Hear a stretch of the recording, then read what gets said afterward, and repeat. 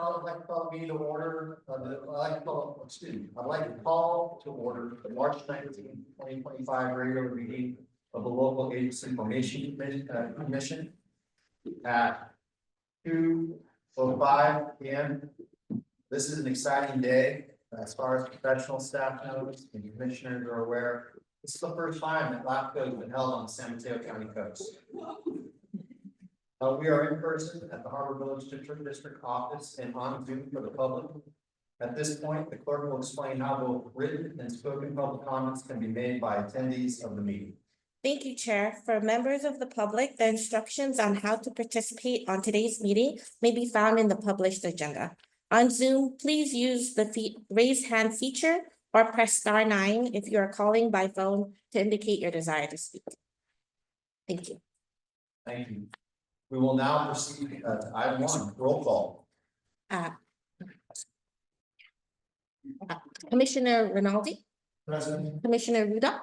Here. Commissioner Martin. Here. Commissioner Draper. Here. Commissioner Ching Karali. Present. Chair Mueller. Here. Thank you, Chair. You have a quorum. And we're also joined by LAFCo staff, Executive Officer Rob Bartoli, and Management Analyst Sarah Flem, and Legal Counsel Timothy Fox. Thank you. Thank you. We will now move on to item 3 and open public comment for items not on the agenda and consent agenda. Please note that LAFCo meetings are a limited public forum, and all public comments must relate to something that is within the subject matter jurisdiction of the board. If comments do not relate to the subject matter jurisdiction of the board, we will stop the comment and move on to the next speaker. County attorney will assist in identifying comments that are not related to the subject matter jurisdiction of the board. Madam Clerk, please proceed. Thank you, Chair. I will first call upon members on Zoom, followed by in-person participants. At this time, we did not receive any written comments for items not on the agenda. And there is one hand, the hand disappeared on Zoom. And there are no other hands on Zoom. Thank you. Thank you. We will now close public comment for items not on the agenda or consent agenda. We'll now move on to item 3, study session and overview of LAFCo. Mr. Bartoli. Hello, actually, I'm going to be presenting on this item. I'm the management analyst for San Mateo LAFCo. I'm going to provide a brief overview, a refresher for most on what LAFCo is, what we do here. It's the agenda. We're going to go right in. So after World War II, population growth in California dramatically increased, and with it came more development and formation of new local government agencies.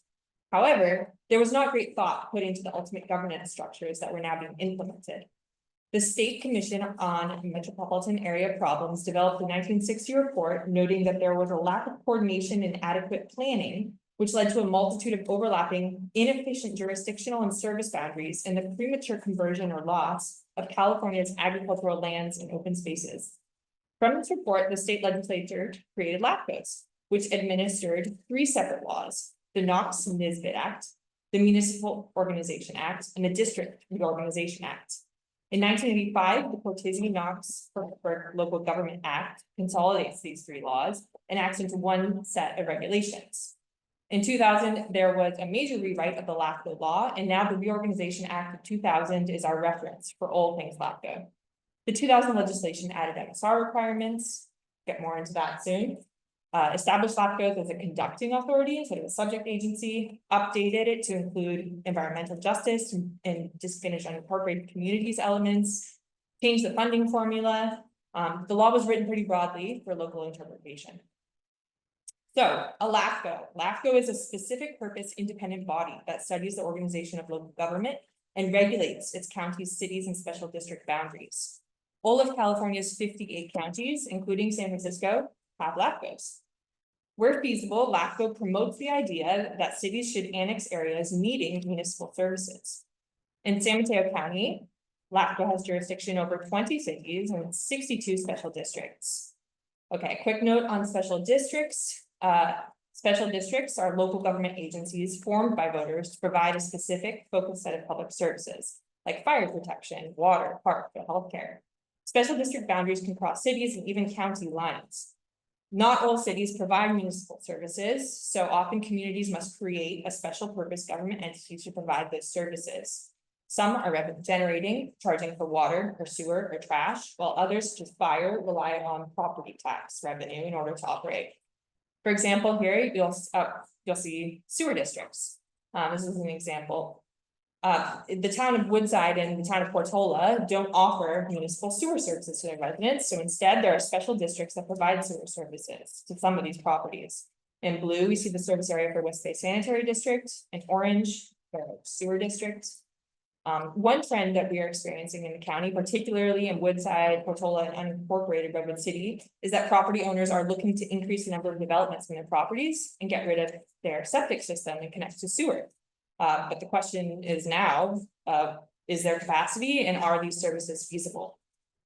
Let's return to this unincorporated island issue. The map is a little cut off there, but you can imagine. Within San Mateo County, there are 20+ unincorporated communities that are completely surrounded by cities. They're highlighted on the map there. The county is not structured though in a way that it can most efficiently and effectively provide daily services to homes. So as of now, there's a patchwork of service delivery. For example, county crews may respond from their headquarters in Redwood City to a road problem within the county jurisdiction in unincorporated South San Francisco. It's pretty far away. It would be much more efficient if that roadway were annexed into the city so that there could be a local response to an issue there. But we witnessed that cities are not always willing to annex an unincorporated island. That's some negotiation that we have to do. Most LAFCo proposals related to sewer and water services are located in these unincorporated islands. When I say LAFCO proposals, I'm referring to the day-to-day boundary change requests that come to LAFCO staff, and then ultimately to the commission. LAFCO reviews 9 types of boundary changes: annexations, attachments, disincorporations, dissolutions, formations, incorporations, mergers, consolidations, subsidiary districts, and reorganizations, which is more than one change under the same proposal. While these actions may be related to development projects, LAFCO cannot regulate the developments themselves. LAFCO also has authority over extensions of service outside the city or district boundaries, and activation or divestiture of special district powers. So on a daily basis, LAFCO staff receives, reviews, and prepares these items to bring to the commission for review and approval or disapproval. We most commonly process annexation applications and applications for extensions of services. Items can come to LAFCO from property owners or developers, or sometimes cities or special districts, or the results of municipal service reviews. More on that soon. Many LAFCO changes stem from public proposals. Here is an example of an annexation plan submitted to staff by a project applicant or a property owner. Similar to a planning permit, the proposal is reviewed by LAFCO staff prior to a hearing at a commission meeting. And depending on the type of application, you might seek input from other county agencies as part of the review process. Quick note on what LAFCO does not do. LAFCO does not regulate boundaries for private sector providers like Cal Water, for school districts, for counties, certain special districts like the San Mateo County Flood and Sea Level Rise and Resiliency District, nor assessment districts, among others. Furthermore, LAFCO does not oversee development, zoning, or subdivision of the property, and is expressly prohibited from adopting conditions of approval that regulate land use. So as required by state law, LAFCOs conduct municipal service reviews and sphere of influence reviews on all cities and special districts in the county. At the table by the door, we have a 2-pager. One of them is a list of those jurisdictions in San Mateo County that are subject to municipal service reviews. I think that's a handy reference to have. The municipal service reviews are intended to serve as a tool to help LAFCO, the public, and other agencies better understand public service governance and delivery and evaluate options for the provision of efficient government services. And the sphere of influence is a plan for the boundaries of a city or a special district. The MSR and SOI do not represent a proposal for reorganization of agencies, but rather a study, a state mandated study of service provision of agency. When LAFCO staff aren't processing the annexations or outside service agreements, we work on these longer term municipal service reviews. These typically take 3 to 6 months and involve coordinating with the district. The LAFCo Commission initiates MSR and SOI updates through their annual work plan. We're going to be reviewing that today. That's exciting. These MSRs follow a fairly strict template, so there's 7 areas of determination, and we will go through an example of that later in today's meeting. So the commission does receive the MSR report, and then there is a public hearing, and then a final report is published 2 months later that incorporates public comments or other issues. And then after evaluating the services delivered by an agency, we look at the boundaries and to see if the sphere of influence makes sense. So now that we have a little bit of insight into what LAFCo does, let's review how San Mateo County LAFCO functions. There is the LAFCO Commission, see before you, which includes 2 members of the County Board of Supervisors, 2 City Council members, 2 Special District Board members, 1 member of the public, and 4 alternate members. Quorum is necessary for all meetings, 4 of 7. So alternate members are called in if the main members cannot make it. The LAFCO Commission is unique. Decisions made by the commission are final. They cannot be appealed to another administrative body.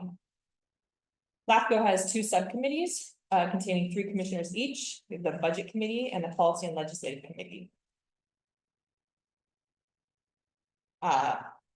Great. We also have, LAFCO has 2.5 full-time staff that work solely for LAFCO. We have here the estimated budget today, or not the estimate, the actual budget in this past fiscal year, and today we're going to be reviewing the budget for the upcoming year. I'm going to leave it at that. Hopefully that is providing some pressure on what we're doing here. And if there are any questions or comments, we can take those now. Are there any questions from the board? Any questions from the public? Thank you very much. I appreciate it. With that, we're going to go ahead and move on to item number 4, the consent agenda. Approval of action minutes January 2025. Is there any discussion on the consent agenda? Any public comment on the consent agenda? With that, we have a motion for item 4. So moved. Second. You can go ahead and move to the vote. Thank you. That was a motion by Commissioner Cheney Crowley, seconded by Commissioner Draper, Commissioner Rinaldi, Commissioner Rudolph, Yes. Commissioner Martin, Yes. Commissioner Draper, Yes. Commissioner Cheney Crowley, Aye. Chair Mueller. Yes. Thank you, Chair. The motion passes. Thank you. We'll now move on to item 5, consideration of the final municipal service review for the San Mateo County Water District. Thank you, Chair. So today we'll have the presentation of the final municipal service review for the San Mateo County Harbor District. At the Commission's January meeting, the Commission reviewed a draft version of this report, and now is before the Commission for its final adoption. So I'll touch on a couple of key issues from the report, discuss additional comments that have been received since the draft version has been circulated, and discuss any edits and additions that were made to the final report. Just to highlight a couple of key issues again for the district, LAFCO has not notified or seen any ongoing concerns regarding the district's financial health to provide services. The district has from the 2015 MSR has greatly improved its financial transparency and budgeting practices. So we commend the district for those enhancements. The district does remain reliant on property tax revenue to cover its operating costs. The reliance on property tax revenue has grown over the years to represent about 70% of the total revenue in this current fiscal year. Existing revenue is comprised mainly of property tax dollars and some revenue that's generated out of the harbor enterprise activities. And those are sufficient to cover ongoing operation and maintenance expenditures. And the district is currently focused on how to enhance its operating revenue stream in general. One thing that the draft report and the final report highlights, though, is that the district's capital improvement plan has identified about $80 million in capital projects, with approximately only 15% of those costs funded as of August 2024. Funding for these projects may require finding multiple funding sources such as grants, loans, and working capital and fund balance. But currently, there's not enough revenue that the district receives on a yearly basis to pay fully for those capital improvement costs. And again, while those challenges related to those capital costs are both present and future costs, there's no ongoing concern regarding the district's financial ability to provide services on an ongoing basis. The district's sphere of influence remains at zero or dissolution, and as the commission's prior determination that the district be dissolved stands. It still reasons that if a successor agency were to assume Harbor District operations, there would likely be significant cost savings and service efficiency gains by limiting duplicative elections and administrative functions. However, there's no actions taken towards the change of governance, and none are planned or particularly likely at this time. We have several recommendations within the MSR. That includes language regarding that the Harbor District should continue updating its 2019 strategic plan and master plan to align with its most recent capital improvement plan. And the LAFCo encourages the district to review its current CIP projects, the services that are provided by the district, and opportunities for enhancing those operational revenue opportunities in the 2024 strategic plan. The updated strategic plan and master plan should also review the current land purchases that have been made by the district in the past 5-6 years, and identify those potential uses and how those developments will be funded and developed. Both those plans should show how the purchasing of these properties and the future development will align with the mission and the services of the district. And also, as part of the forthcoming strategic plan, the district should evaluate potential funding sources for existing projects identified in the CIP project as well. So looking again at these future projects, future land that's been purchased and potentially developed, but also looking at those current needs of the district regarding capital costs. San Mateo LAFCo, during the public comment period for the MSR, received 2 comments. One was from Gerson Kelly, the manager of the San Mateo County Airports, and one was from John Ulam, who's a member of the public.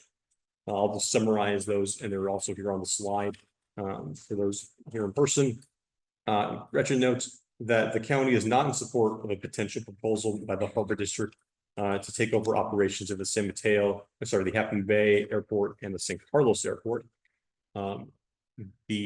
There have been no discussions between the county and the Harbor District for the county staff regarding that potential change, and that's noted in the staff report and the MSR.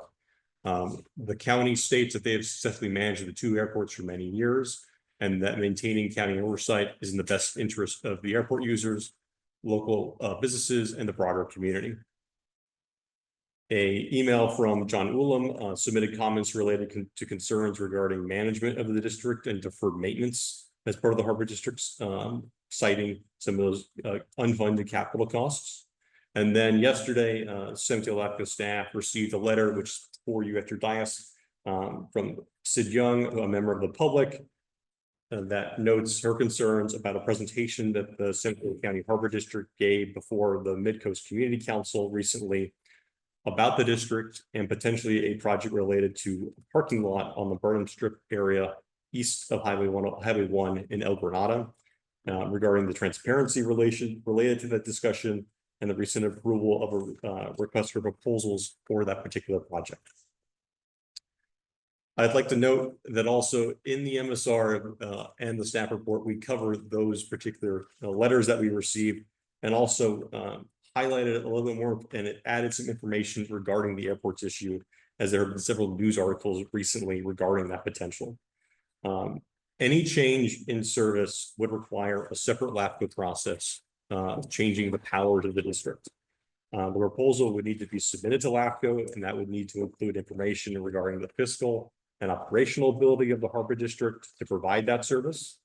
It would also we would also consider comments from the community, the airport user, and from other public agencies, including the county. It would also likely require action by the county and San Mateo Board of Supervisors, as they are currently the 2 landowners and operators of the airport. And also, currently under California Harbors and Navigation Code, Section 6000, etc., that is the principal act for which the San Mateo County Harbor District was formed. The operation of an airport is not allowed power by a harbor district. So the San Mateo County Harbor District would need to submit a proposal to LAFCo that would reorganize the district into another type of special district that had the powers to operate both a harbor and an airport, or it could have special legislation to allow that type of use. Any kind of reorganization to change this into another kind of district would very likely require a countywide vote. Just touching briefly before we get to the recommendation, that this is the third municipal service review that LAFCo has conducted on the Harbor District for the last 19 years. And again, reiterating some of the key findings and distinctions from that 2015 report, is that the district has greatly improved its financial transparency and budgeting practices. And we want to thank the Harbor District staff, the general manager who's here today, along with their board, as part of working with us through this MSR process. It was really great to work with them through this and to see in a lot of areas how the district has improved greatly from the 2015 report.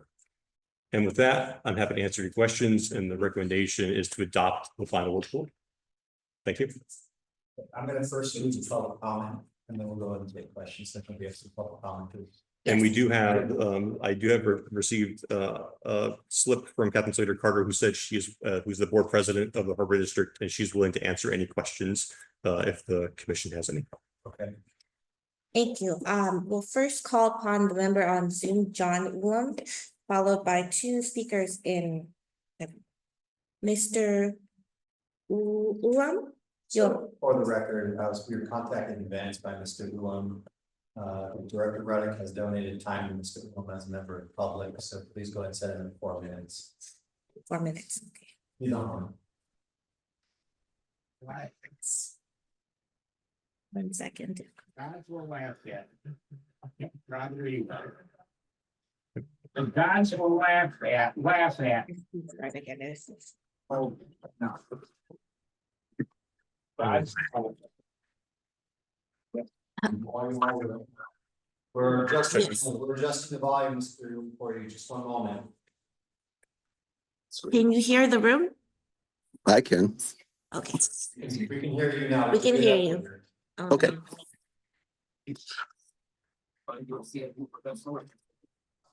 So you're gonna need to speak into the mic. Yep. Let's just go ahead with that. So I should be able to wrap it up in a short time after 2 minutes. Thank you, Supervisor Mueller, for the opportunity to speak an extra moment or two. One of the reasons that I'm interested so much in the Harbor District is it's the way it's been run over the last 3 or 4 decades. It's supposed to be enterprise. It's supposed to make money on their functions. That was the whole point. It hardly ever gets brought up at meetings or even in this review, but any extra operations that the Harbor District takes on are enterprise operations and should pay for themselves. You know, one of the things that I wanted to bring up was, I sent in the paperwork to you. There's my dog. Is that the Harbor District in 2021 had a meeting of the Ad Hoc Revenue Committee where they described, in that report, they described a serious lack of capacity of the pier. And at the end of that, it clearly states all the different problems: parking, backup, dangerous situation for pedestrians, things like that. And at the end of that, the current staff put a note that was from 1991. And almost none of the problems that have been identified in the 1991 report have been addressed.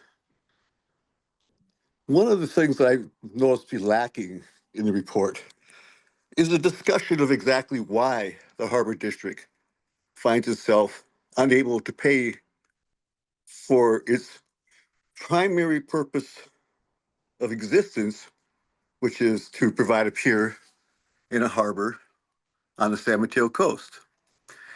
Yet for nearly 50, 60 years, the Harbor District has subsidized a marina up in South San Francisco that itself is in a serious world of hurt, much disrepair, and has not been able to, they're not able to obtain the funding to fix things up there because the district doesn't own those things. Yet they, right now, they're subsidizing that marina. It's about $2 million a year that they would be paying there to take care of. Basically, they're paying $2 million a year to have the privilege of taking care of somebody else's property. And then you'll see that there's another financial report that I sent attached where staff back in 2021 laid out that if they followed staff's recommendations, they would have something like $12 million in capital in this 23-24 cycle to do a lot of, start doing something about this list of deferred maintenance. But instead of doing that, the Harbor District took most of that 12 million and bought properties that surround it with no actual plan in place for using those properties. And most of what they've got right now is still blue sky thinking. And as you could tell from the letter from Sid, there's going to be a lot of pushback against the one thing that they've identified that they might be able to do is make a parking lot. But they instead spent that money on property instead of maintaining the property they had. Folks, this would be like you having a hole in your roof and everybody telling you the hole was going to be an impending disaster, and you decided to go buy a condo because it was a good deal, a good time. This is why the Harbor District is in the situation it is. It's not just this board, it's been all of the boards in the last 50 years that have simply wasted taxpayer money and not maintained the infrastructure they have. I see my time is up. I encourage all of you to go out to the harbor, walk around on the docks, talk to the slip users about what they have experienced at the Harbor District, and you will see they are not spending the money they have wisely. Thank you. Thank you. Thank you. Next speaker is Sid Young.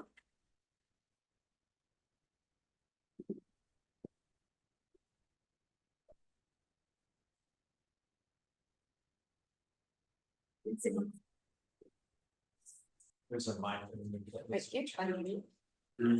There's no mic, just speak on. I think enough for the owl because my experience is the owls don't report very well. But anyway, I'll quickly briefly go over my email, which since I don't live in El Granada, I didn't really object to the fact that they're trying to put a east side parking lot because Caltrans is taking away the parking for Sam's and the beach.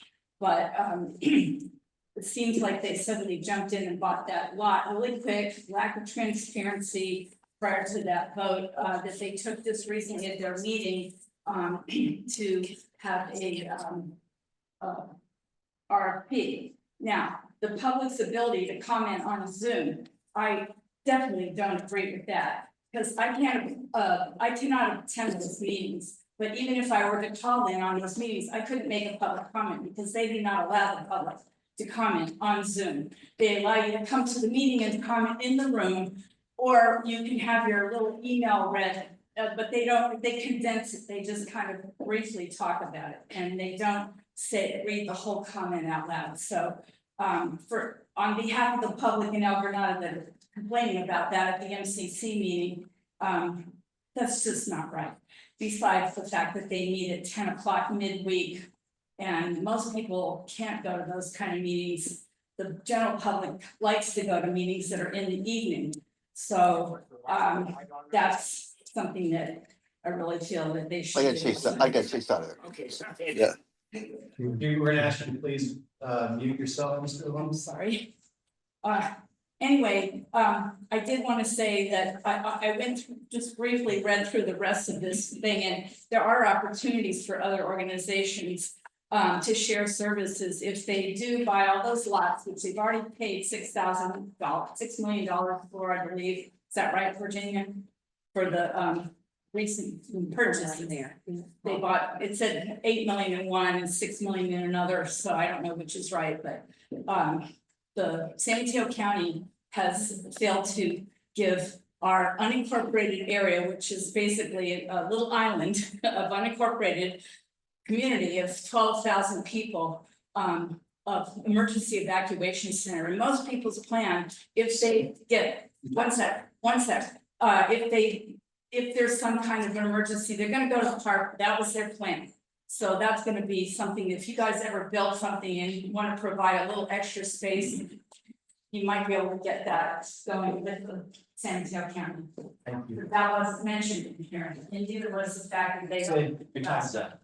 I'm sorry, time's up. Thanks. Thank you. Dan Hager? Haggerty? Haggerty, my apologies. Good evening, commissioners.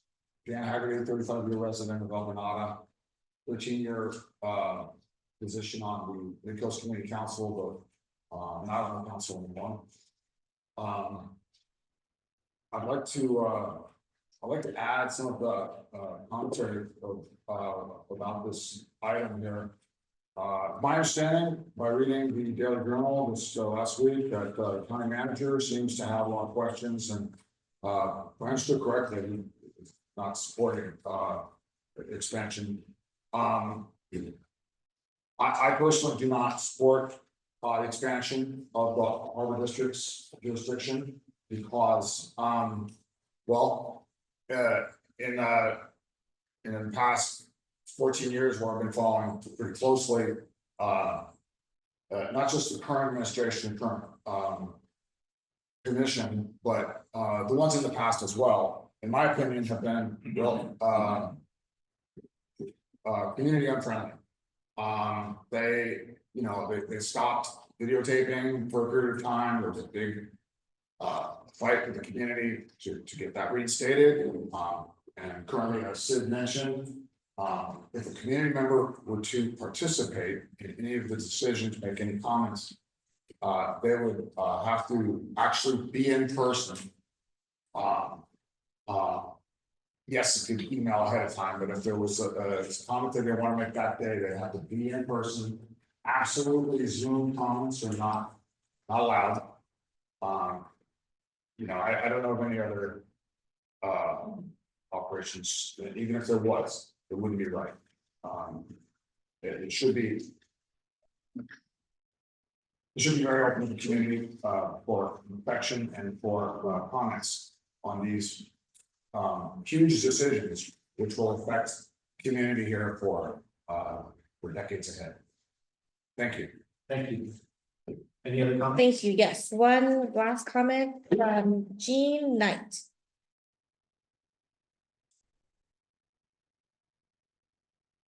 Commissioners, thank you. I'm Jean Knight. I'm a retired water resources engineer who's currently working at the EPA. And I'm just telling you that to let you know you understand the balance stakeholders' interests. Okay. So I think you all know that El Granada is a village right across from the Harbor District and Delaware Harbor. And in the past 10 years, they've purchased several parcels of El Granada that are central to El Granada's identity. The post office lot, the post office is our hub, and also the parcels on Burnham Strip. Now that one, as you probably know, is a very special place for El Granada because it was designed and envisioned as a community park on Burnham. So it's very special to El Granada. And we spent a long hope that we would be able to realize this vision. So last week, but with little public notice, the Harbor District issued the RFP to convert the northern part of the Burnham Strip into a parking lot. So if you haven't driven by it, I urge you to drive by it because it's from Capistrano all the way to Indian Beach Restaurant that they have planned to turn into a parking lot. 4 blocks, big parking lot. So here's what I've been able to confirm because information's been hard to come. But as you probably can see, the RFP is for the Burnham Strip overflow parking lot project. In addition to the 2 Harbor District lots, the project requires county and private land parcels. So I confirmed at the Harbor District that they have no agreement to acquire the county and the private party, the parcels from the private parties. So there's even a question of whether they can even build this to begin with. The rationale for the RFP is that multiple times per year, the capacity of the harbor is full, of the parking at the harbor is full. And then on these occasions, the shoulder of Highway 1 is used as a unofficial overflow parking area. So I confirmed to the harbor district that they conducted no evaluation of the actual demand for parking. So they don't actually know this, it's based on anecdotal evidence. You know, as one of them said, we all see the parking on Highway 1. Yes, we do, but it's not because the parking lot is full. I walk by there all the time. The parking lot is usually empty, but the parking on Highway 1 is always there because it's convenient. People ride down Highway 1, pull over and park. But the harbor district parking lot is almost always essentially empty. There are times when it's close to full, perhaps season, when they block out part of the lot. But even during COVID, I always found a parking spot. So if it's not for overflow parking, no, I think they. Sorry. Okay, all right. Can I just say one more thing? That's all. What I'd like you to consider is if you could look at the use of special districts in buying community property or local property, because it affects the communities. I have to be fair to you. Thank you. Are there any other comments? No. Okay, so we're gonna go ahead then and close the public hearing and bring it to questions. So does anyone have questions for Mr. Bartolo?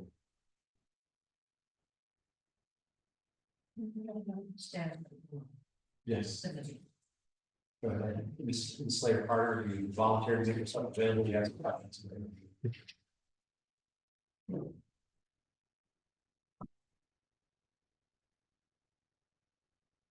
There's no mic. No mic.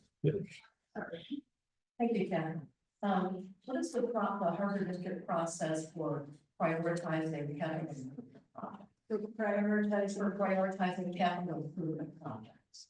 Do you have a process for evaluating, need, identifying the list of priorities and ranking them into priorities? We have an ongoing receiving. And how does that come together? What's the process? And it is by the most pressing and important. There are times when some, like the dredging project, will take 10 years. And so we keep track of all of those. Jim, would you like to answer them in detail?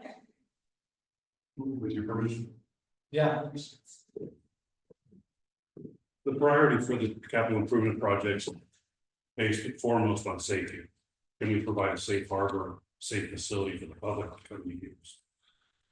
As part of that evaluation, 2 years ago, we developed a master plan that covered all our maintenance issues, all our capital improvement projects that were known at that time, and categorized them in priority 1, 2, 3, and 4. They took into account, again, safety is number 1, but funding, is the funding available, such as the Johnson Pier? We need to improve Johnson Pier, but it's a $39 million project. So is that a realistic project to invest money into right now? Or is it another project which is within our budget that also is a priority? Should we address those? So we follow that in the capital improvement plan.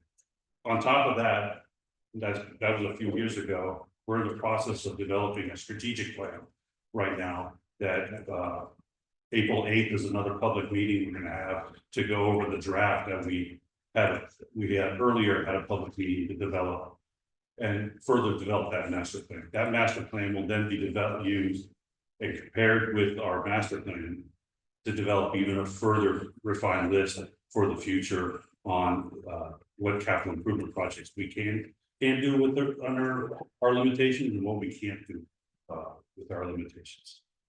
And what sort of public outreach do you do around this process of determining this priority? The priority listing was developed with public input in the master plan a couple of years ago, where we had several public workshops in developing that master plan. And then the strategic plan right now, we did outreach and had a public meeting to develop the initial goals and objectives in that master plan or strategic plan. And they'll be further refined again on April 8th with another public meeting. And then it's advertised. And how did the acquisition of the properties fit into the list of priorities? How was that decision made against your other deferred maintenance priorities? The properties were more of an opportunity to grow the district. So we need, our district right now is landlocked by all the different properties around the harbor. We need to expand our opportunity to provide services, increase our revenues. And those pieces of property were more of an opportunity that came up that the board considered that we're integrating now through our strategic plan. It'll be compared with the master plan through that process. Okay, I know one of the recommendations is to update the strategic plan. Yes. You're already working on that process. Can you just tell me briefly what the progress has been since 2019? It seems like you do have the facilities master plan, although I did not see that online. Do you have an asset management program? You talked about something similar to the asset management. We have a program that tracks all our assets. And a lot of our assets have scheduled maintenance, and we're developing those more and more as the team gets them together. Great. And you talked about a climate change crisis resiliency plan, a strategic communication plan, environmental sustainability plan. Have you made progress on those areas? Those have been very slow in coming. That's all the questions I have. Any other questions from the board? Yes. The question that was raised by you, with regard to access through Zoom, Yes, ma'am. do you allow people to ask questions through Zoom at your board meetings? So when COVID hit, we also, like many municipalities and cities, switched to Zoom meetings or Microsoft Team meetings, and it was going fantastic for a while. And then Zoom bombing hit. And when there was hard Zoom bombing, where people were coming in with inappropriate language, totally off topic, had nothing to do with us, we didn't agree with it. We actually had one where somebody took over the screen and unfortunately flashed up pornography on our Zoom meetings. So we had to, like many other organizations and cities, we've closed Zoom down to public comment. But also, like those organizations, we know the value of public comments in Zoom meetings, and the board directed me last month to come up with a plan and procedures for them to consider to reopen our meetings to Zoom comments and Zoom participation.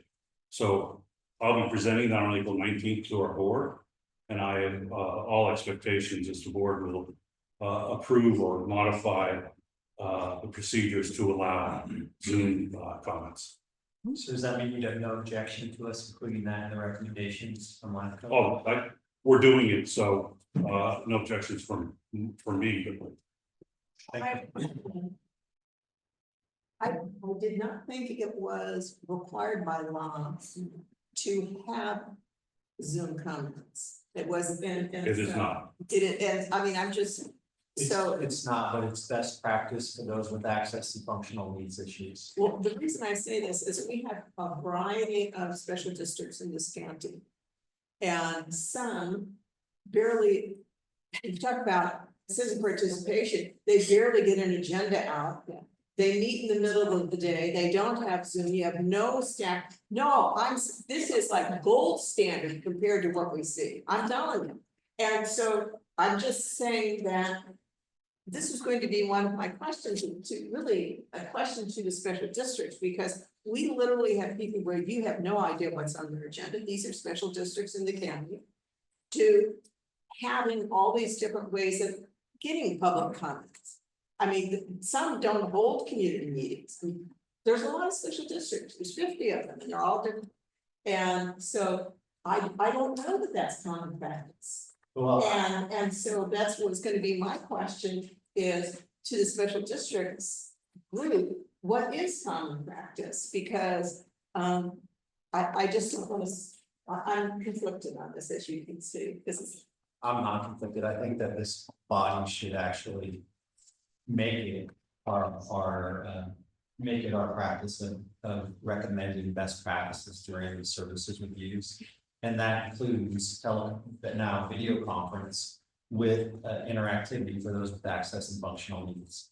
And if there are others, special districts aren't doing it, I think it's incumbent upon this body to tell them that they should be, just a recommendation.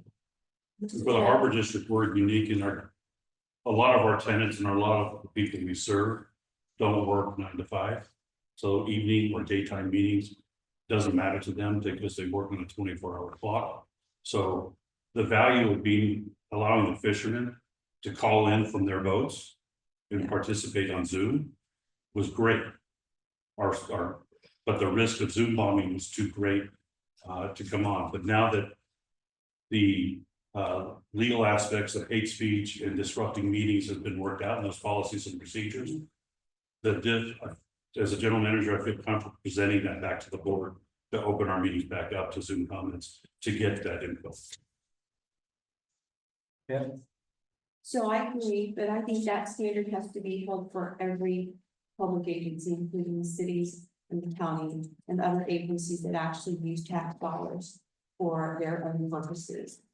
So the standard or the issue is going to be on the next agenda, and it's been discussed before, so this is not a new issue for the Harbor District.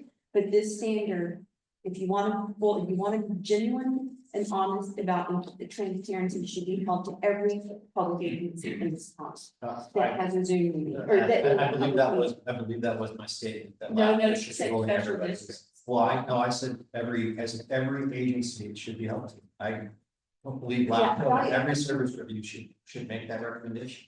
So then I think that LAFCO should create a statement so that it can be transmitted to all the special districts And cities. and cities. And Because county. currently there are some special districts that aren't even close to that. And so, but there's an expectation that it needs to be.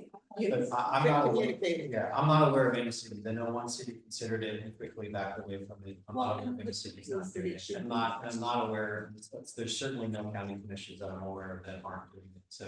But I do hear you, and I think we should communicate that to special districts as well, but certainly during a service review, I think it's a recommendation. Yes. Yeah, I'd like to enlarge it to the concept of meeting conduct and meeting accessibility.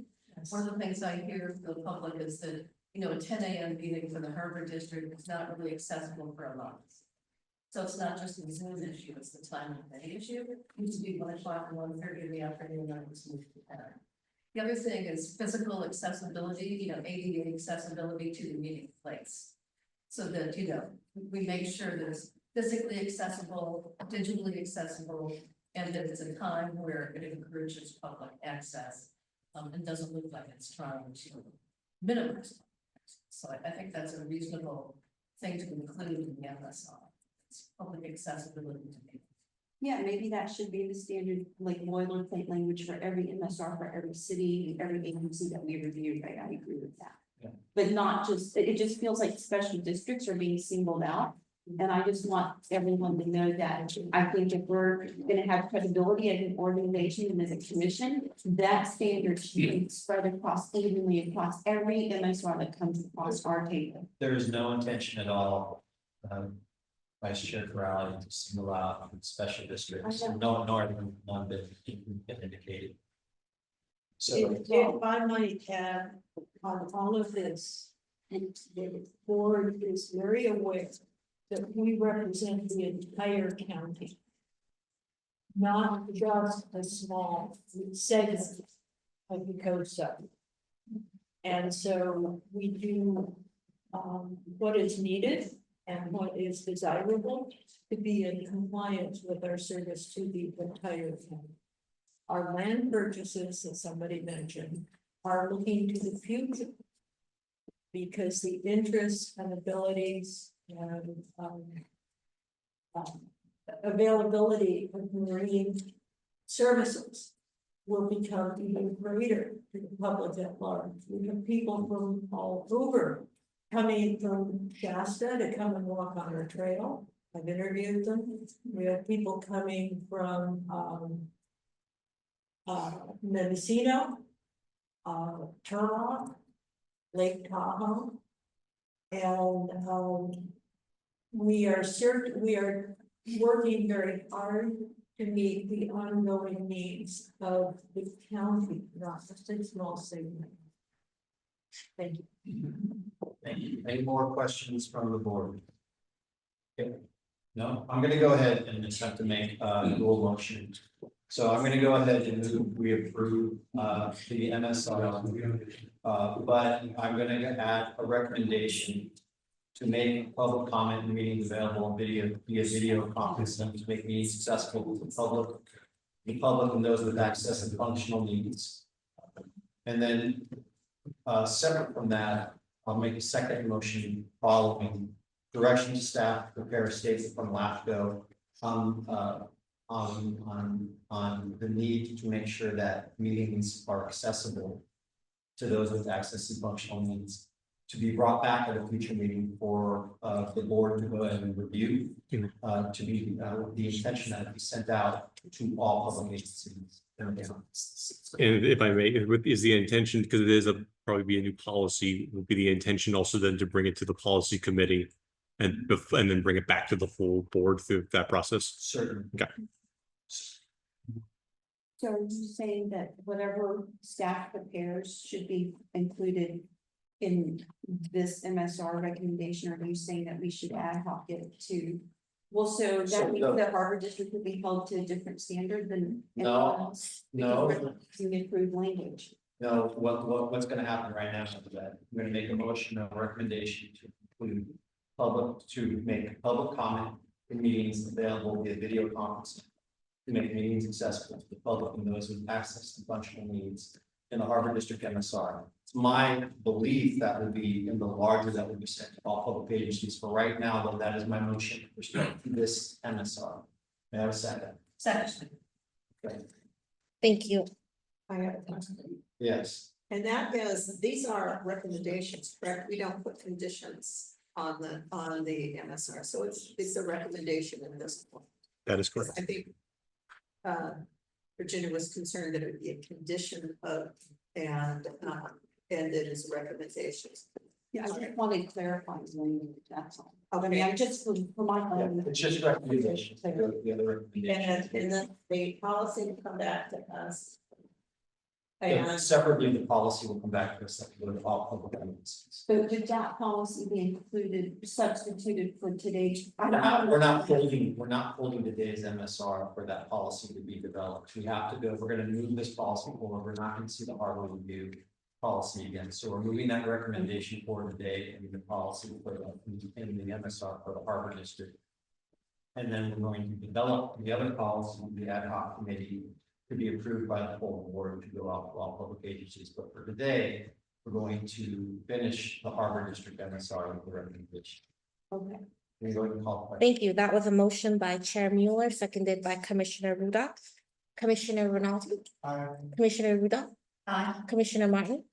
Commissioner Draper. Yes. Vice Chair Chang Karali.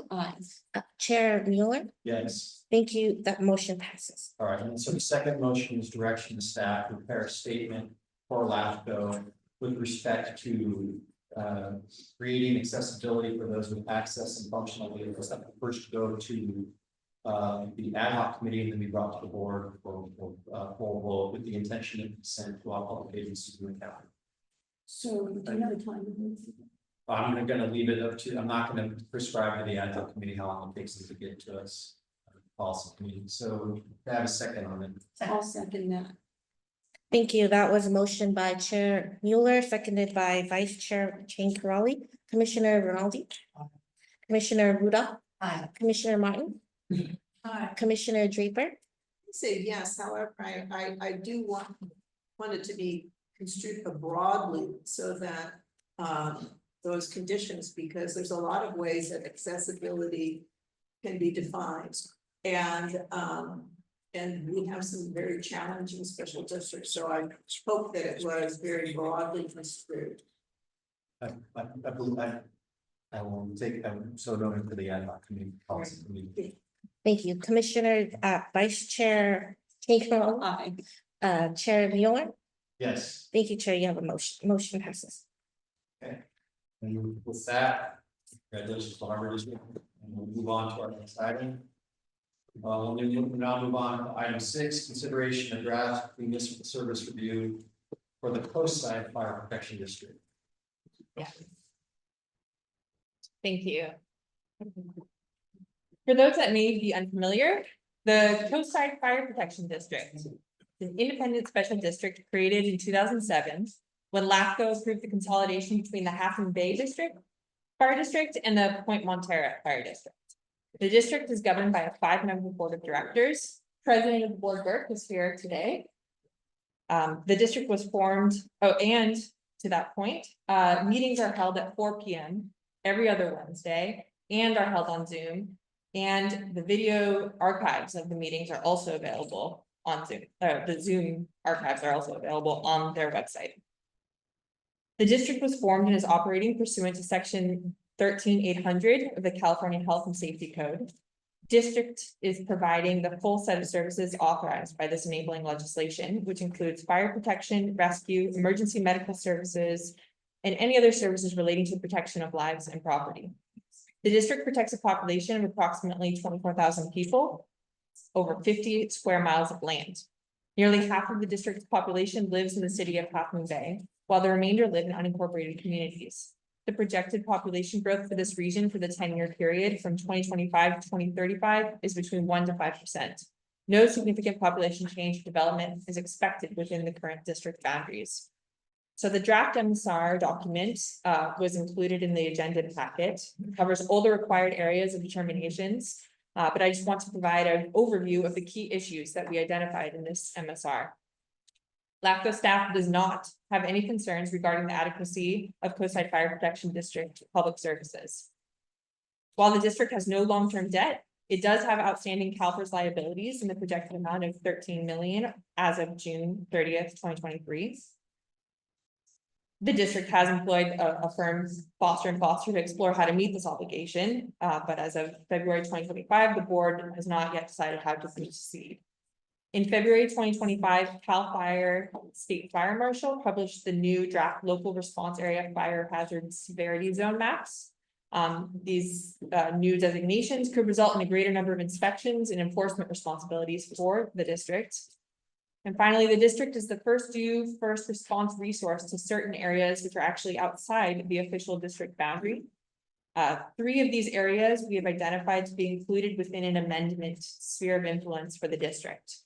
We'll talk more about that after we review the finances. So the district is responsible for providing all equipment and property necessary for CAL FIRE personnel to perform their job. The district's fire stations are recently upgraded, and the district is consistently meeting its equipment and apparatus maintenance and replacements according to schedule. The district is well equipped to serve the residents, visitors, and businesses inside and adjacent to its official district boundaries. All upgrades to fire stations and equipment are fully funded through existing property tax revenue and or internal service funds. For fiscal year 24-25, the district projects 15.7 million in total revenue. Of that, 94% is non-operating revenue from property taxes. When the new fire district was formed, it was able to continue to receive the same level of property tax the 2 previous districts were receiving. The percentage of non-operating revenue to operating revenue has remained consistently above 90% over the past 10 years. Implementation of Prop 13 in 1978 resulted in the district receiving a share of that 1% property tax in perpetuity. The consistently largest expense for the fire district is the CAL FIRE contract. You can see on the slides there. We found the district engages in responsible budgeting practices and is able to fully fund its operations. Budgets and contracts are transparent and documents are available on the district's website. The district practices transparent budgeting, records its board meetings and publishes agendas, minutes, and staff reports on its website. It also maintains meeting archives. The district has adopted all 3 recommendations from the San Mateo County Civil Grand Jury Report in 23-24. To annually evaluate and report to its board of directors on organizational risks and internal controls. So on the basis of this municipal service review, which I skimmed through and highlighted just some elements of, we determined that we would recommend that a sphere of influence update might be appropriate. This is for your consideration. The current sphere of influence is coterminous with district boundaries. But in general, special districts should adjust their boundaries to accurately reflect areas where they are delivering services. So Coastside Fire Protection District is the first due resource in several areas that are in county fire departments boundaries outside the Coastside Fire official district boundaries. So these areas are we've highlighted here in this table that you have in your packets, but the Coastside Fire Zone 22, which is just north of here, Quarry Park, the Mid-Coast area, and the Chinitas Road area.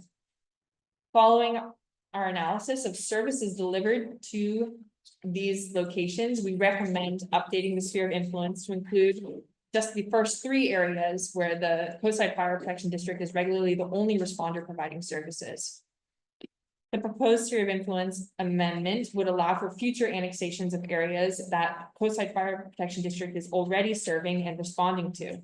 This would allow the district to collect property tax revenue from these areas and implement fire district adopted fire code regulations to parcels the district already responds to.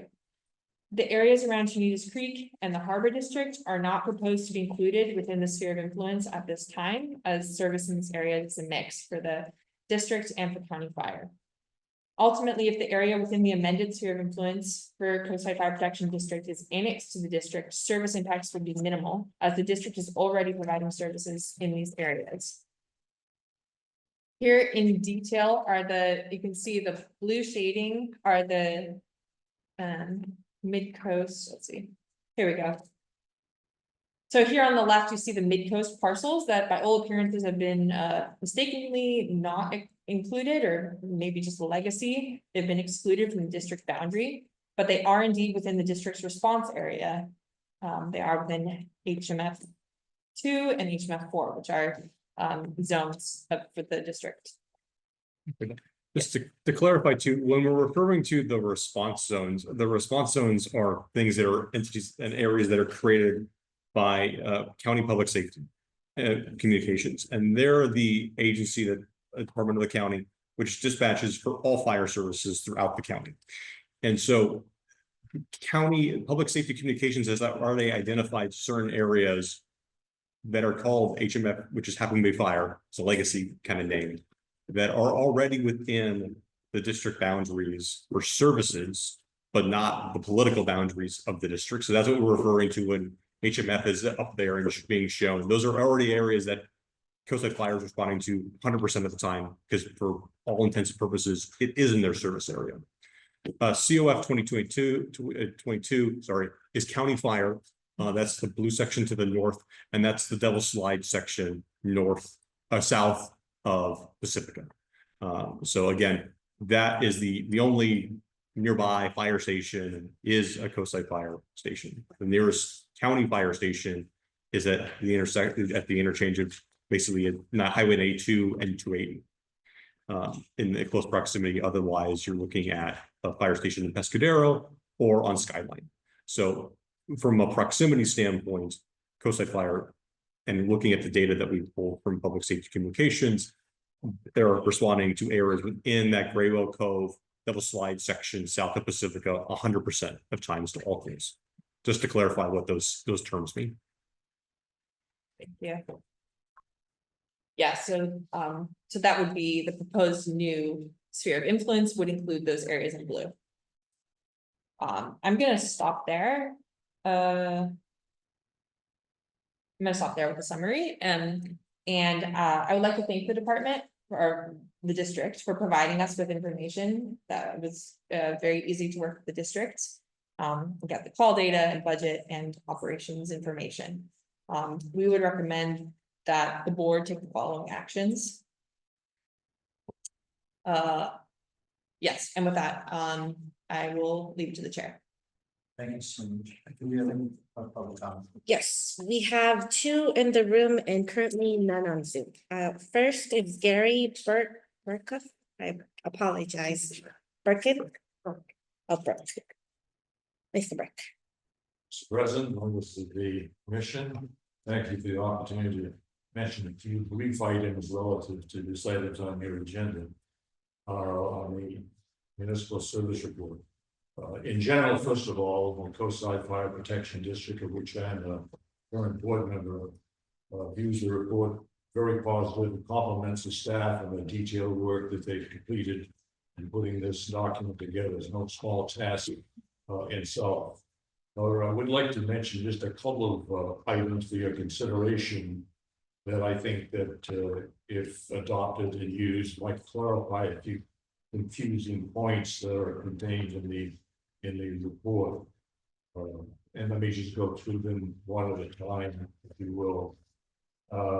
First of all, I would touch upon the subject of our contract with the California CAL FIRE, that is. And often our relationship with CAL FIRE is somewhat misunderstood. Between the use of CAL FIRE in the county, on the coast, CAL FIRE statewide and so forth, as well as the other fire departments within the county, sometimes it's a little bit confusing. And let me just suggest that a clarification of our relationship with CAL FIRE might be appropriate in the report.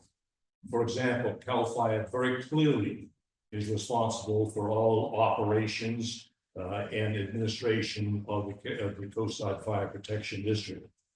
The Coastside Fire Protection District is responsible for all policies, all finances, all strategy, the level of service that we provide, if you will, the ownership of all equipment and all facilities, fire stations and all that type of thing. And we also have oversight of all the direct operations that CAL FIRE provides. Some 50-odd items that are reviewed every twice a year to make sure that the district, if you will, is in accordance with the CAL FIRE. The district is not controlled by CAL FIRE.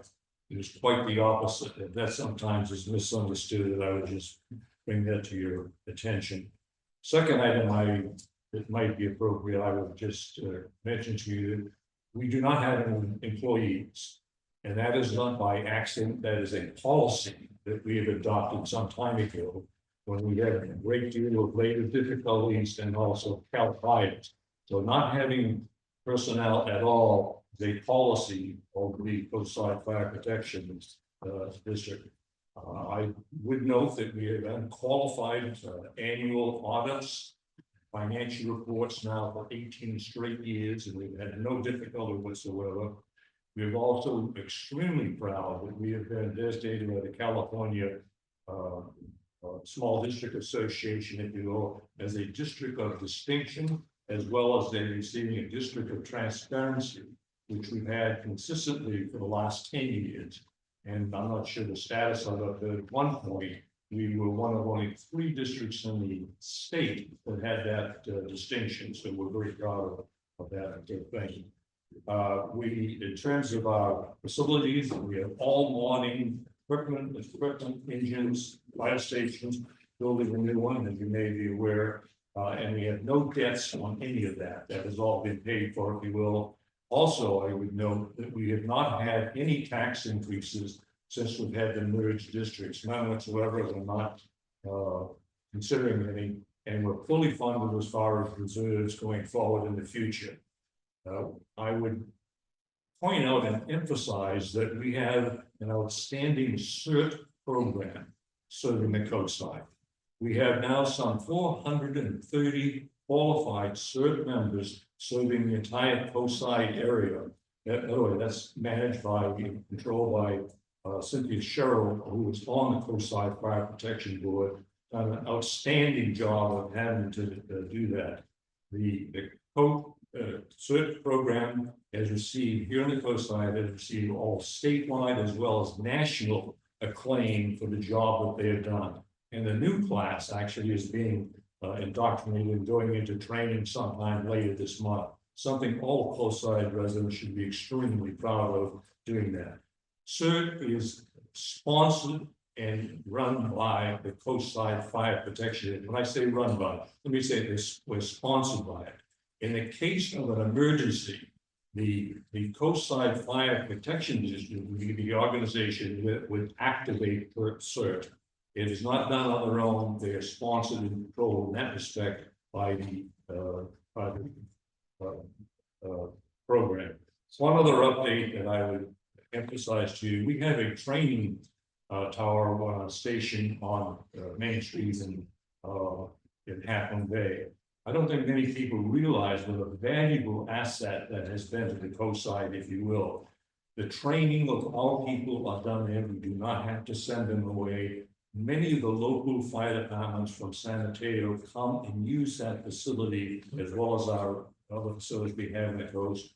We have a very successful volunteer program that's training. I'll do it in a second. I get the message. As well as we train all volunteer programs around in the area as well. And finally, I'll make two final comments, I should say. CAL FIRE contract has saved conservatively citizens on the coastside $25 to $30 million since we've contracted them. It's been an extremely important financial program to allow us to do various other things. The last item I would just mention for your consideration, the staff, there's a whole area in there that refers to the disadvantaged unincorporated communities. And trying to get my hands around that and chatting with a few people, I find it very confusing. It's not, a lot of the direction comes up with the answer of maybe you should do this or maybe you cannot. And I think some people can take away from it that it's somehow or other that the coastside fire district is not doing something that it should. And that is not the case. We treat everybody equally. And I would just ask that some attention be looked into that, if either the wording or the way to do it, or even eliminate it might be considered. Thank you for your time. Thank you. Thank you. Questions? Let's finish public comment, then we'll move to questions. Okay. So our next. Thank you. The next speaker is Sid Young.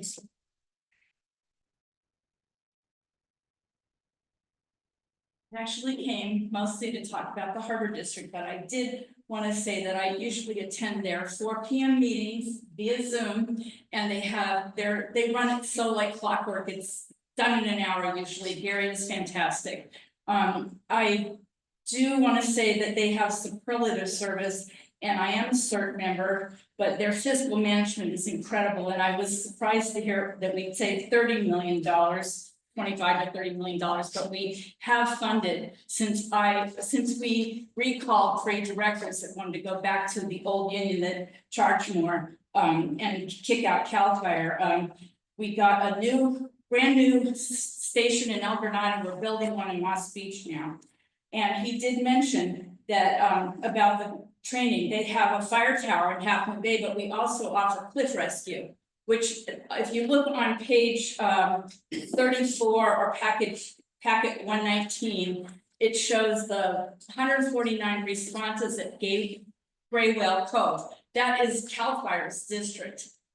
CFPD goes and rescues there, but that is a CAL FIRE area. So there's no need to extend the boundaries because that's CAL FIRE. And they work it out. I'm pretty sure Mary can explain how they work it out financially. Also, he did mention the property taxes. They haven't raised them. In fact, they lowered them for the district I live in. I'm in Point Montera, which used to be a separate fire district before they merged with El Granada and Montera to form the Coastside Fire Protection District. Half Moon Bay was being charged $42 a year on their property taxes, and we were being charged $137 a year, something to do with ERAF. And I brought it up at one of their board meetings years ago, and they actually reduced ours down because we're all one district, shouldn't be paying different property taxes. So they've actually reduced ours to be even within the whole district. And I have nothing but high recommendations for that. Thank you. There are no other public. All right, so no other public comments. Any questions from my colleagues? Yes. I don't know if it's to you, Gary, or to our son, but I'm concerned with the catastrophic fires. And like we've seen in Southern California, and I didn't see any or enough information to understand the capacity, both financially and organizationally, to respond to a catastrophic fire. And I was wondering if you could, just somebody tell me about 3 or 4 minutes about that. It was, I didn't see it in your. I apologize, I can't hear you because of the Ah. echo. The capacity to respond to catastrophic fire. Oh, number one priority, this fact is on our agenda and for a variety of reasons. Certainly the Los Angeles experience has magnified that issue as well. But an offshore wind problem would be a terrible problem for all the coastline. And I assure you, we're looking at it, trying to figure out what it is and what we could do. I think a lot of people seem to have the opinion that it could never happen here. And that's dangerous, extremely dangerous to all of us, in my opinion. And apparently, I'm sorry, I couldn't hear the rest of the question. No, that was the question is, what is your capacity to do that? What I just heard is that you're looking into it so that you can understand what the Yes. magnitude of the problem is. Yes, and by the way, it involves not only the fact that if we're faced with that, God forbid to do it. And at any one time, we might have 15 firefighters on duty at the time and so forth. We are not going to alone, stop any wildfire and so forth. We need the cooperation of all fire districts around here, the state and everybody else to do it.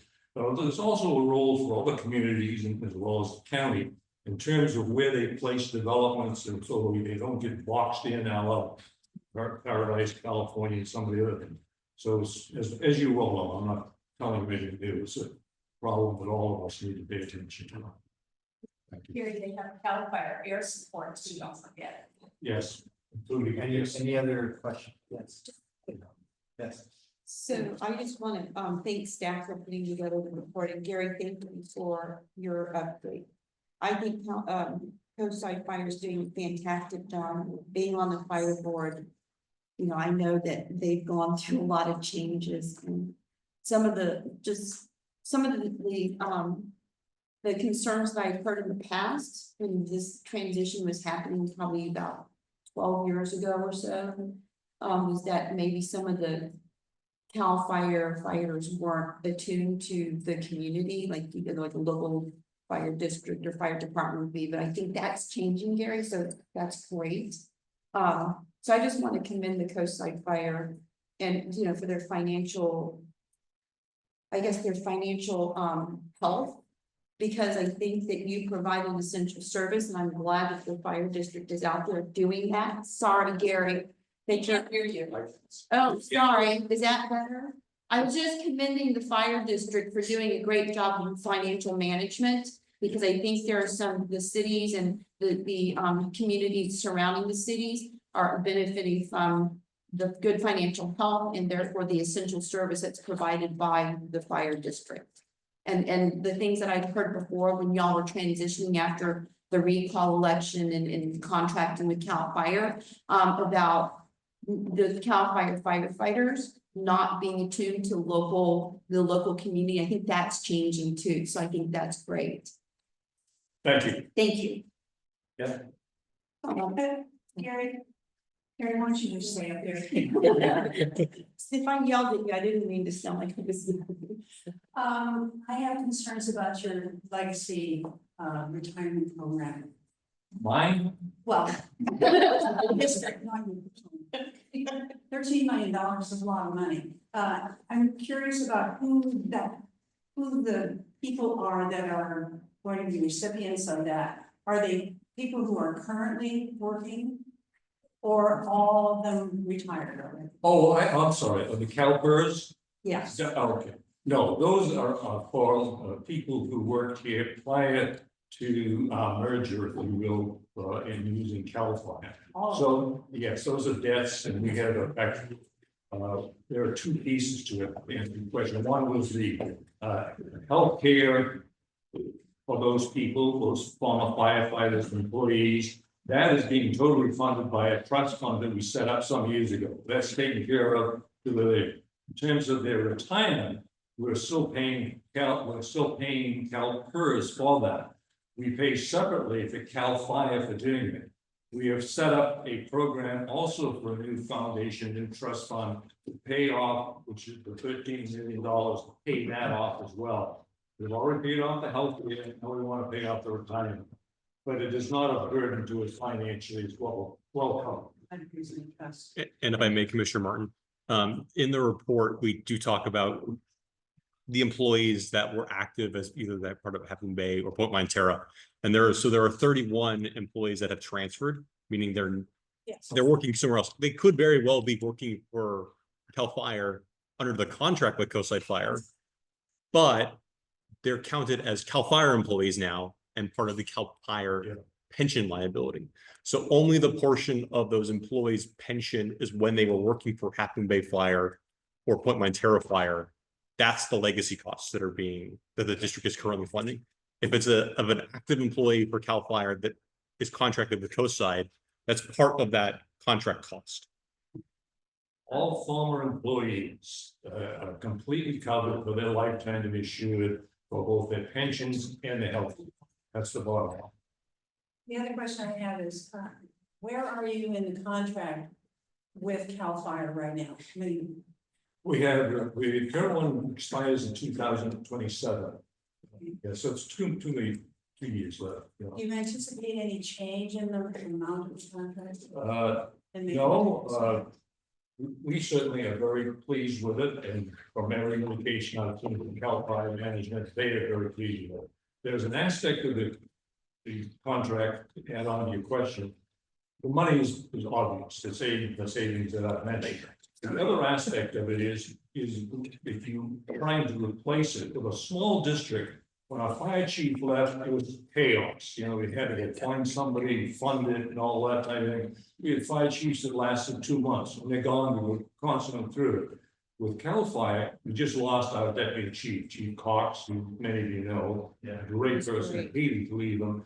But immediately we have a Chief Wilson in there. We don't lose the staff. Doesn't cost us a dime. Cal Fire replaces it. So from a personnel point of view, it is a major help to a small district like us. Thank you. Thank you. So I just have a comment. Yes. I have a question. And my comment will be brief, but I just want to say the service that you're providing to the Coastside, as we've seen it, is excellent. The CERT program you provide to the Coastside is priceless. Thank you. And it's tested, and all I can say is anything I'm just very, very grateful. So thank you. Thank you, and I'll relay it to my padres on the board and the other members. Thank you very much, members of the commission. This motion, right? Yes. I want to accept, I guess, the motion is of the draft report, but I have 3 that I'd like to see added.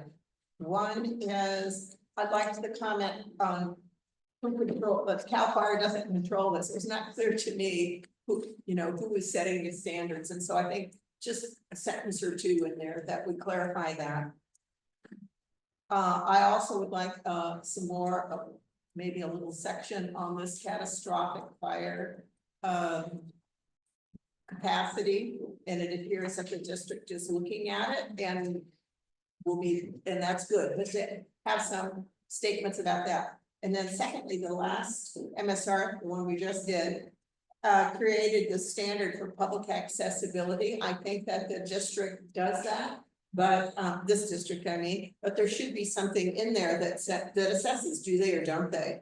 And have that capacity for accessibility that we just talked about with the Harbor District, and just have those words in there so that we can be consistent throughout the MSRs and with the process. And with those 3 additions, I would move that we accept it. I'll second. Thank you. You can go ahead, I'm sorry. For that to happen, the last one, the policy committee would have to meet and we'll get it together. Will we, whatever the language was in the harbor district, I'm thinking of the whole policy, but just that one aspect. Respectfully, for the Harbor District, we had information that they weren't doing it, so we gave a recommendation that they do. We don't have that information with respect to this board. Then there should be a statement that says that in the MSR. That's all I I'm mean, saying. yeah, that's what I mean by applying the same standard to everyone. If- And not just singling out Or- districts that people don't. Well, that no, aren't complaining about. so respectfully, we're not, so if they weren't allowing people to call in via Zoom right now, we would say to them in the recommendations that they should. So what's the harm of saying they allow public to recall in by Zoom, one sentence? That's great, so let's add that. Well, That's- that's- that's- That was, yes. Oh, I thought you meant the recommendation. No, in this report, there should be an assessment and a statement. Transparency. For past applicants. Excellent, I agree with that. And we should apply the same thing, that's what I've been trying to say all along. That's what I was I trying to say. It was good for the gander. I think that's right, so I just didn't think it should be in the recommendation section, so that. No, No, just these statements. Yeah, I mean, that's what I mean too, right, about applying the same standard for. I'm just saying. So Okay, so I'm so there's a motion and second. we have a motion and a second. So let's go to- Thank you. Thank you. That was a motion by Commissioner Draper, seconded by Chair Mueller, Commissioner Rinaldi, Yes. Commissioner Rudolph, Yes. Commissioner Martin, Commissioner Martin, Yes. Commissioner Draper, Yes. Vice Chair Ching Karali, Chair Mueller. Yes, Thank you, Chair. Motion passes. okay, we're gonna go ahead and move on to item number. Item number 7. Consideration and adoption of proposed work plan and draft LAFCo budget for fiscal year 2025-2026. Thank you, Chair. As required by state law, the commission shall adopt a proposed net operating budget, a proposed draft net operating budget, excuse me, by May 1 and a final net operating budget by June 15th at a notice public hearing. So today before the commission is the draft budget. As we will not be able to take a draft budget to a May 1 deadline as our normal meetings. And the draft budget before you for fiscal year 25-26. To allow also to provide some background information.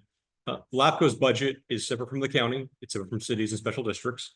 The vast majority of our revenue does come from 1/3 apportionments to the county, to cities and special districts.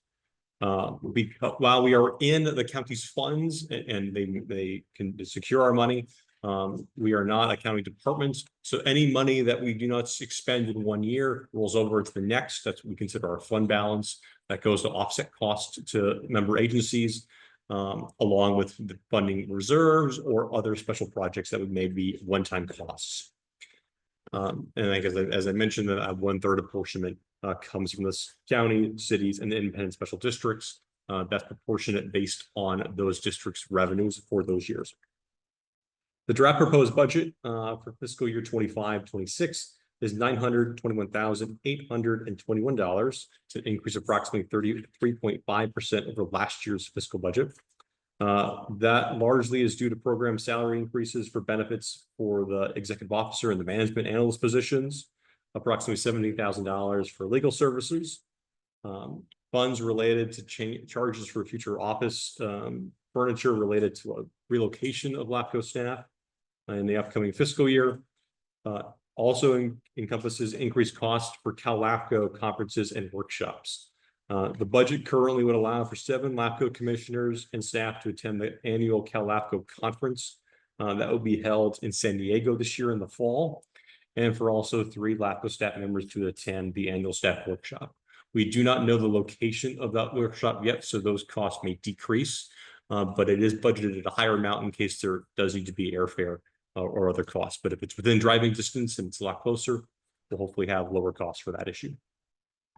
One other thing I'd just like to note is that there is a decrease in cost, which is unusual in a budget, but that's related to the county cost allocation, which is the A87 charges, which you may have seen in the budget and heard about from past fiscal years.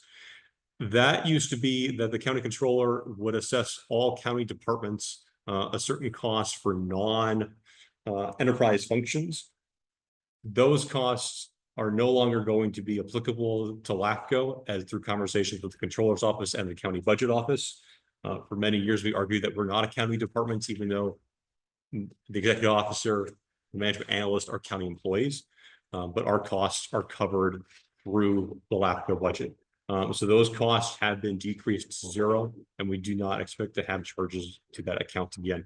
For the last year, for example, that was approximately $20,000 out of our budget of about $800,000. So on the screen, you see those costs for our net operating budget, appropriations budget, and then the 1/3 apportionment percentage change.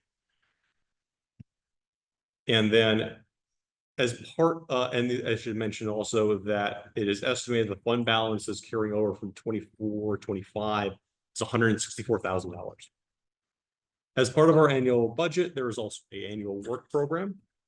That includes a number of ongoing operations that LAFCo does, whether that be working on applications or proposals, continuing to work with planning departments and building departments throughout the county on applications that come before us, or projects that need review, doing community outreach as appropriate, doing internal administrative work such as our audits, but it also includes the municipal work plan. So this is we have a 5-year work plan that's ahead of us right now that we created last year. And these MSRs really were based on the last time we reviewed some of these agencies and trying to update them with the ones that had gone the longest without review, and then also trying to group them in geographical consensus. So for this year, for 24-25 fiscal years, we'll have completed the city of Foster City and the Estero Municipal Improvement District, the city of Millbrae, the San Mateo County Harbor District, and now Coastside Fire Protection District completed within this fiscal year. And then for 25-26, we'll have South County, what we're calling South County Part 1, proposed to be brought to the commission and adopted in September of 2025. And that would be Portola Valley, Woodside, Los Chicos County Maintenance District, County Service Area 7, and the La Honda Lightning Maintenance District. And then proposed for adoption in May of 2026 would be Ladera Recreational District and the Highlands Recreation District. And that would be done at the same time. On March 10th, 2025, the LAFCO Budget Committee reviewed the draft budget and work program and recommended 2 items, and recommended these 2 items for approval with the following changes. Additional information regarding the CalAFCO and CSDA dues, which is in the report regarding what the breakdown is between those 2. More detail regarding the budgeted amount for meetings and conferences related to CalAFCO. And then moving of the order of the municipal service reviews for South County Part 1 to be prepared first, following the Highlands, and then followed by the Highlands and Ladera recreational districts. So the recommendation for the commission today is to open the public hearing and accept public comments, consider the resolution for the proposed draft budget and LAFCO work program, and then direct the executive officer to schedule a final budget for the May 21st, 2025 commission hearing. And with that, I'm happy to answer any questions.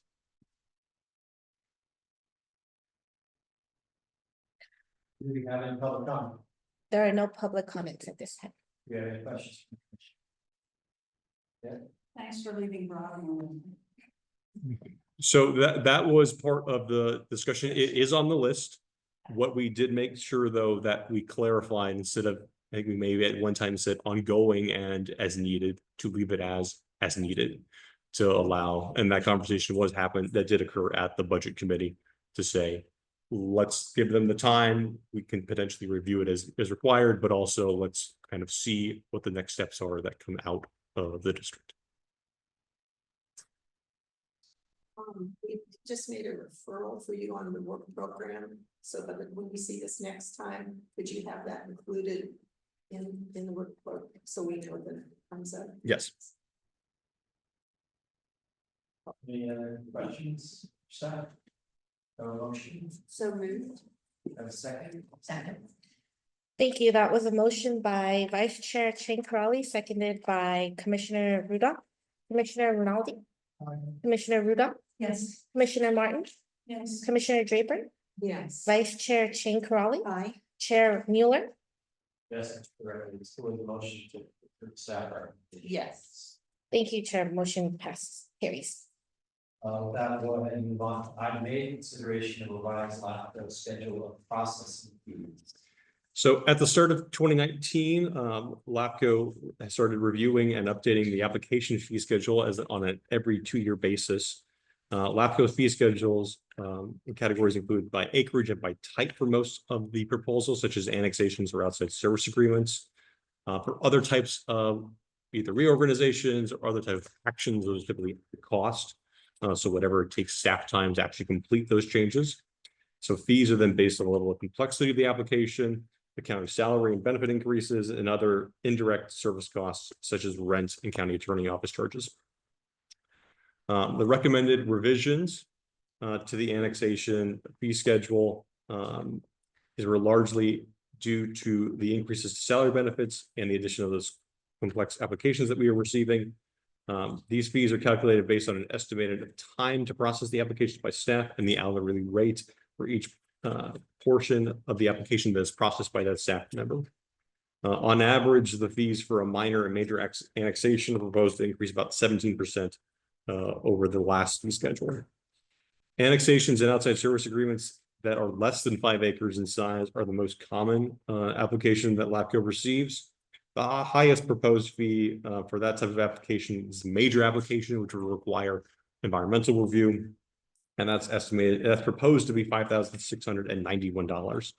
That application fee is on par with Alameda, Contra Costa, Marin, Napa, and other urbanized LAFCOs in the Bay Area and Southern California. For fees for other types of actions are to remain at actual cost based on hourly rates for staff.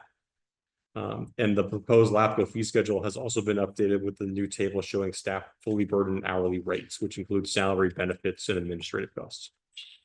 The commission has historically adopted fees with a goal of recovering a larger share of processing costs for individual proposals, but also while not discouraging boundary change applications. Because again, the bulk of LAFCO's revenue does come from member agencies, and that is across the board for all LAFCOs in the state, how revenue is received. It's a very small percentage for all LAFCOs in their budgets that receive operating revenue out of application fees. Most of it's the 1/3 portion. The budget committee reviewed the application proposal and did not have any changes to the adopted fee to the proposed fee schedule. And the recommendation is to provide staff any direction and feedback on it, and then bring back the item at the May 21st hearing for adoption. And then if adopted, the fee schedule would become effective 60 days after the adoption by the commission. Happy to answer any questions. Thank you. Do you have any public comment? There are no public comments. Do you have any questions from the board? No, we have a motion. Second. Thank you. That was a motion by Vice Chair Ching Crawley, seconded by Commissioner Draper, Commissioner Rinaldi, Commissioner Rudolph, Yes. Commissioner Martin, Yes. Commissioner Draper, Yes. Vice Chair Ching Crawley, Aye. Chair Mueller. Yes. Thank you, Chair. Motion carries. We now move on to item 9, consider approval of the draft audit prepared by O'Connor and Company of the San Mateo County Local Agency Formation Commission's financial statements for the fiscal year ending June 30th, 2023. So O'Connor and Company has completed the 5th outside audit for San Mateo LAFCO covering fiscal years 22 through 23. Prior years, LAFCO's funds were kept as part of the county budget, and we were audited when the county did a county-wide audit. Starting in 2019, we were moved out to a special trust fund, and we are now independent for that purposes of auditing. So we now conduct our own audits for our funds. So the audit before you from O'Connor and Company is for 23-24. There were no identified deficiencies in internal controls nor any instances of non-compliance. The audit did not find any problems with LAFCO's financial statements. For the processes of LAFCO transactions, they're occurring and reviewed by a number of different entities within the county. So county planning and building staff has administrative staff that transmits transactions to the county controller's office and is ultimately also reviewed by the county budget office. So we have a number of processes that are in place for our transactions and reviewing both invoices and expenditures. And the budget committee reviewed the audit and recommended approval. And again, with that, happy to answer any questions with the recommendation that the commission approve the audit by resolution. Do you have any public comments? There are no public comments at this time. Any questions from the board? May I have a motion? Second. Thank you. That was a motion by Vice Chair Chang Karali, seconded by Commissioner Rinaldi. Commissioner Rinaldi? Commissioner Ruda? Yes. Commissioner Martin? Yes. Commissioner Draper? Yes. Vice Chair Chang Karali? Aye. Chair Mueller? Yes. Thank you, Chair. Motion carries.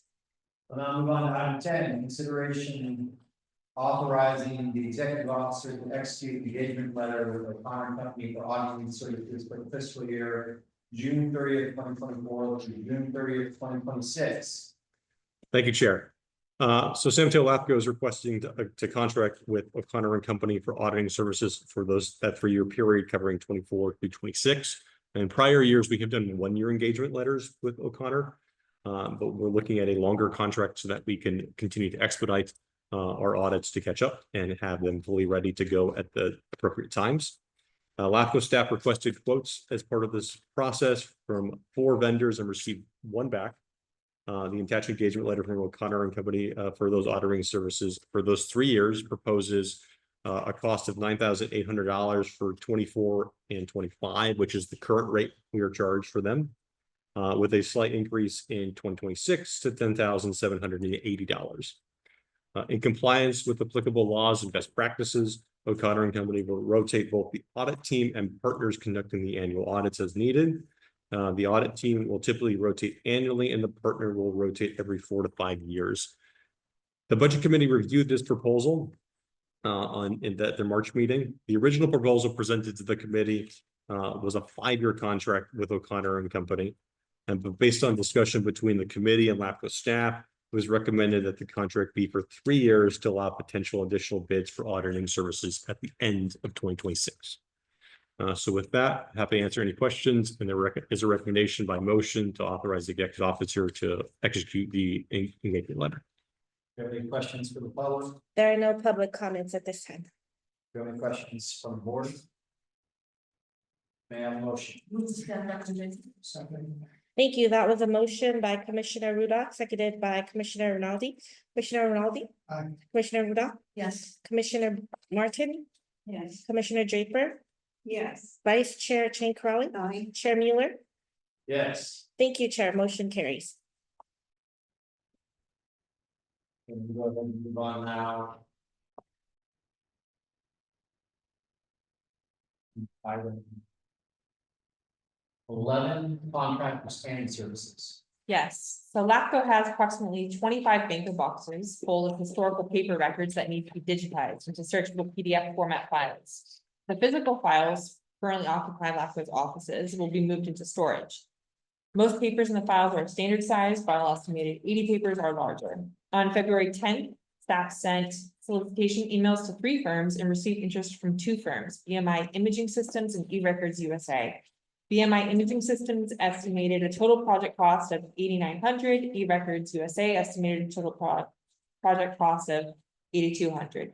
Based on review of the 2 proposals, staff recommends selecting eRecords USA. This company is based in Fremont, California. The San Mateo County Department of Public Works has successfully contracted with the company for scanning services in the past. The project is poised to begin in May 2025, and it would take 6 to 8 weeks to complete. In your packet, you'll find a table with deliverables and cost for deliverables. The deliverables in comparison listed for the BMI Imaging Systems proposal were not specific and included an uncapped estimate of the number of hours it would take to complete certain of the tasks. The budget impact for base services would include $8,275. Payment would be provided upon completion, which is anticipated to be in June or July of 2025, the beginning of the next fiscal year.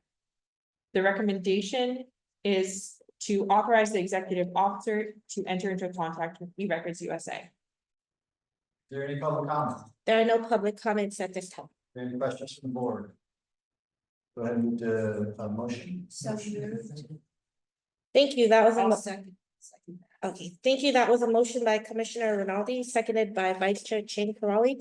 Commissioner Rinaldi, Commissioner Ruda, Yes. Commissioner Martin, Yes. Commissioner Draper, Yes. Vice Chair Chang Caroli, Chair Mueller. Yes. Thank you, Chair. Motion carries. Move on to item 12, LAFCo update, informational. So thank you, Chair. So this is a continuing item from our last meeting. There have been several updates regarding LAFCo that I'd like to share with the commission today. The first board meeting for LAFCo was held in January at LAFCO's offices in Sacramento. At that meeting, there was an in-depth discussion regarding membership representation at LAFCo, the status of the LAFCO Legislative Committee, the legislative process for LAFCO, as well as transparency and communication regarding LAFCO actions, and a larger discussion about the role of executive officers and the deputy executive officers within LAFCO at board meetings. While there was no action that was taken at that particular meeting, there was a special meeting on February 7th, and at that meeting, the LAFCO board approved several recommendations to the agency's bylaws and policies. These changes were related to the appointment of regional executive officers to LAFCO, clarifying the duties of the executive director and the LAFCO executive officer, which are two separate positions. The formation of an advisory body to LAFCO comprised of LAFCO staff members, and the reinstatement of the legislative committee as it was priorly comprised. The policy amendments were effective immediately, and the bylaws that require voting and approval is currently being worked on by LAFCO's legal counsel about how to complete that particular task. There's also been a change of leadership at LAFCO, as at the end of January, Renee LaRoche, the LAFCO executive director, resigned from her position. And then at the February 7th meeting, the LAFCO board appointed Jose Enriquez from Sacramento LAFCO to act as the interim executive director until a permanent replacement is found. Additionally, the LAFCO board also brought back former executive director Pamela Miller, and administrative assistant Jen Tickler as temporary consultants to help with that transition period. Also, 4 of the 6 southern regions and LAFCO's Orange, LA, San Bernardino, and San Diego LAFCO have decided not to renew their membership in LAFCO for this current fiscal year. There will not be an increase of dues due to those 4 members leaving, and there is the opportunity of those 4 members to come back for the next fiscal year, but that will be seen. There's an upcoming LAFCO retreat in the middle part of March next week. That will focus on a number of these topics going forward tomorrow. And also attached to your packet, there was a letter from Jose Enriquez that she submitted to San Mateo LAFCO that discussed these most recent changes and the next steps. And I'll turn it over to you, to Commissioner Caroli, if you have any additional comments as our LAFCO representative that's here. So, I've kind of come into this situation and we're just trying to fix it and, make LAFCO, which is a nonprofit organization, not necessarily a traditional 501c3, but definitely not a political organization per se, relevant to the LAFCOs across the state in terms of legislative advocacy and education, public education. So at our retreat tomorrow, I think we're going to hopefully resolve some of these issues to move things forward. I don't think all the issues are going to be resolved that are in the letter, but I think significant first steps have been taken so that we can actually kind of have a firm foundation for tomorrow's retreat. It's tomorrow on Friday. Do you think that's accurate? Yes. There has been a whirlwind of activity at LAFCO since January, through a number of meetings or discussions either at LAFCO itself or with regional on the coastal region for the other executive officers about issues that are ongoing. I do think that there is a path forward now that is clearer than it has been before. We certainly, I speak for staff at least, we certainly want to continue to engage with LAFCO and be a part of it. We do think it's a valuable membership that we're part of this larger group to have that voice in Sacramento, much like a lot of LAFCO things that we can do. We cannot do them ourselves. It has to be in partnership with others. And I would say and that that's important. the coastal region, which comprises of 15 counties within, like, from as far north as Sonoma County down to Ventura County, and as far east as Contra Costa County and Alameda County, want the coastal region to be represented as a group so that there's some influence in there. So we're all sticking together like. And that's all I have for my presentation. Very good. And does anyone have any questions? No, thank you both for the comprehensive report. Moving on to item 13, legislative and policy committee, it's the legislative report. Yes, there is one bill that LAFCo is tracking, AB 259. It would amend existing law, which is in effect until January 1st, 2026, regarding the use of alternative teleconferencing in specified circumstances if during the teleconference meeting.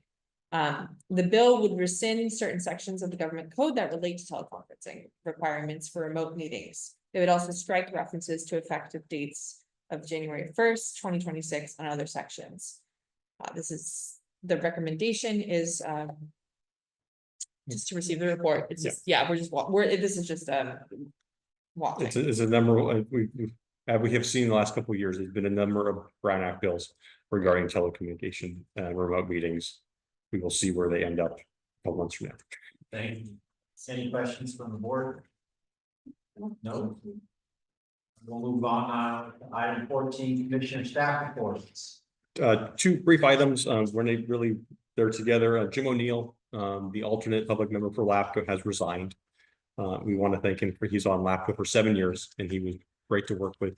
While he didn't have a lot of opportunities to sit as a regular member, he was always generous with his time volunteering for our committees.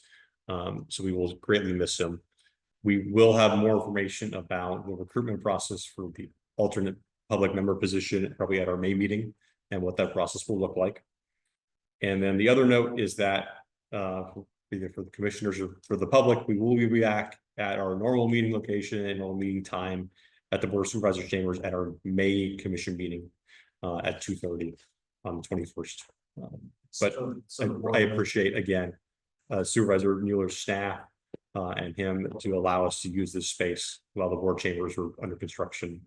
It's worked out very well for today. Thank you. And just so everyone knows, I did sign a resolution already on behalf of the board from this room. And for the public's edification, we do intend to do this again. To make this continuing, make this at least the once yearly issue, but when items come up with input for the coach. Yes. Yes, Chair, Vice Chair Fowler. So, Rob, I guess there's gonna be a process that I'm not familiar with to replace Jim. I mean, Yes. what do you? I don't know, because this is the first time I've encountered this on. So what we is have that done in the, process? what we have done, how this process works by state law is that the other members of the commission, the city's special district and county members, are the ones that vote, select the public members, both the regular and the alternate. So we have in the past created a subcommittee, an ad hoc subcommittee to do that recruitment process. We advertise it as such, getting it out onto the community. It allowed them, the commission and staff, to help do interview processes, and then at a public meeting, there will be recommendations from that ad hoc committee to the full commission, and that will be voted on by those members. Thank you. So the other members pick the public member, the other member types pick the public. That makes sense. Thank you. We'll have, like I said, we'll outline this all at the May meeting. Okay. Any current questions or comments from board members? Move to adjourn. We are adjourned.